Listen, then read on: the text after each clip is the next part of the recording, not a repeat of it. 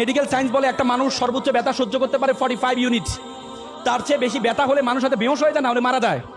মা যখন সন্তান প্রসব করে মায়ের ব্যথার হচ্ছে 55। বলা হয় যে 30টি হাড় একসাথে ভাঙলে যেমন ব্যথা পায় তার চেয়ে বেশি ব্যথা পায় মা। সে মাকে তোমরা বৃদ্ধাশ্রমে রেখে আসছো, সে বাবাকে তোমরা আনস্মার্ট বলো। বাবা তোমার স্বাধীনতা খর্ব করছে। একটা বাবা একটা ছেলে ঘুড়ি উড়াচ্ছিল,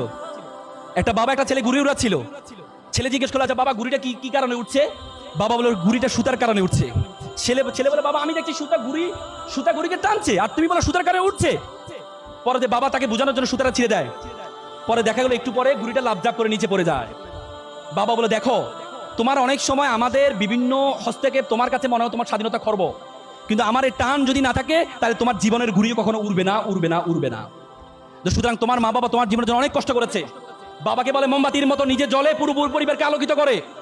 বাবাকে বলো গরম টিনের মতো, যে টিন সকল গরম নিজে সহ্য করে, নিচে সন্তান পরিবারকে সুন্দর করার জন্য পুরো জীবনটা শেষ করে দেয়।